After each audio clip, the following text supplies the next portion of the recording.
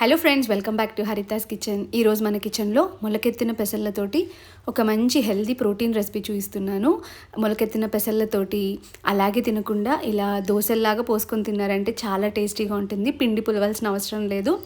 అప్పటికప్పటికే వీటిని దోశల్లాగా ప్రిపేర్ చేసుకోవచ్చు. డెఫినెట్గా ఈ రెసిపీని ట్రై చేసి చూడండి. ముందుగా ఇక్కడ నేను ఒక రోజు ముందే పెసళ్ళని నానబెట్టి ఇలా మొలకలు కట్టి పెట్టుకున్నాను. పెసళ్ళు మొలకలు కట్టిన తర్వాత అలాగే తినడం కంటే ఇలా చేసుకోవడం వల్ల టేస్ట్ బాగుంటుంది. అలాగే కొద్దిమందికి అలాగే పెసళ్ళు పచ్చిగా తినడం వల్ల కడుపుబ్బరం అలా అనిపిస్తూ ఉంటుంది. టేస్ట్ కూడా అంత బాగా అనిపించదు. ఒక్కసారి ఈ విధంగా ట్రై చేసి చూడండి. ఒక మిక్సీ జార్ తీసుకుని అందులో మొలక కట్టిన పెసళ్ళని వేసుకుంటున్నాను. పెసలన్నీ వేసుకున్న తర్వాత జస్ట్ కేవలం ఒక హాఫ్ గ్లాస్ మాత్రమే నీళ్లు పోసి మరీ మెత్తగా కాకుండా మరీ బరగ్గా కాకుండా కాస్త మీడియంగా మిక్సీ పట్టుకోవాలి. చూసారు కదా, మరీ మెత్తగా కాకుండా కాస్త ఇలా బరగ్గానే మిక్సీ పట్టుకున్నాను. ఇలా మిక్సీ పట్టుకున్న దాన్ని ఒక బౌల్లో వేసుకోవాలి. ఒక బౌల్లో వేసుకున్న తర్వాత మిక్సీ జార్లోనే కొద్దిగా వాటర్ పోసేసి ఆ నీళ్ళు కూడా ఇందులోనే పోసుకుంటున్నాను.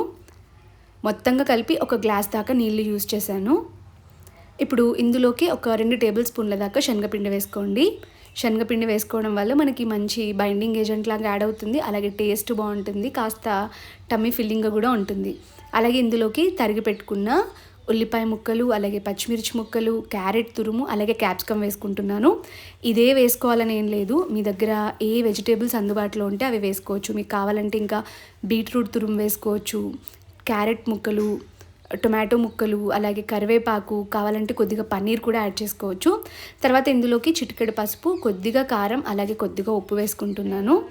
కారం కేవలం ఆప్షనల్ మాత్రమే. ఆల్రెడీ మనం పచ్చిమిర్చి కూడా బాగా తురిమి వేసుకున్నాము. అలాగే కొద్దిగా కొత్తిమీర కూడా యాడ్ చేసుకునేసి దీన్ని బాగా కలుపుకోవాలి. కలుపుకున్న తర్వాత పక్కన పెట్టాల్సిన అవసరం లేదు, వెంటనే దోశలు పోసేసుకోవచ్చు. మీకు కావాలనుకున్న థిక్నెస్కి అనుగుణంగా శనగపిండిని యాడ్ చేసుకోండి. ఒకవేళ గట్టిగా అయిందనిపిస్తే కొద్దిగా వాటర్ యాడ్ చేసుకోండి. తర్వాత స్టవ్ పైన ఒక ప్యాన్ పెట్టుకొని కొద్దిగా ఆయిల్ వేసుకొని ఆయిల్ స్ప్రెడ్ చేసుకున్న తర్వాత మన బ్యాటర్ని స్ప్రెడ్ చేసుకోవాలి. కాస్త నాన్ స్టిక్ ప్యాన్ మీద వేసుకున్నట్టయితే మనకి ఈజీగా వస్తాయండి.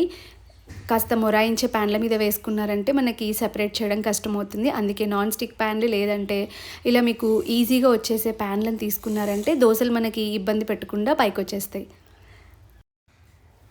చూసారు కదా, ప్యాన్కి ఎక్కడ స్టిక్ అవ్వకుండా ఈజీగా సెపరేట్ అయిపోతుంది. చాలా సింపుల్ అండి, చాలా త్వరగా ప్రిపేర్ చేసుకోవచ్చు. ఇలా రెండు వైపులా ఎక్కడ పచ్చిగా లేకుండా అటు ఇటు టర్న్ చేస్తూ బాగా వేయించుకున్న తర్వాత తీసి సర్వ్ చేసుకోవడమే. ఇలా ఒకటి వేసుకున్న తర్వాత మిగతా పిండిని కూడా ఒక్కొక్కటిగా చిన్న చిన్న దోశల్లాగా పోసేసుకోవడమే. చాలా సింపుల్ అండి. జస్ట్ మనం మొలకెత్తిన పెసళ్ళు ఫ్రిడ్జ్లో పెట్టుకున్నామంటే ఎప్పుడు కావాలంటే అప్పుడు ఇలా మిక్సీ పట్టేసుకునేసి దోశలు వేసేసుకోవడమే. చాలా టేస్టీగా ఉంటుంది.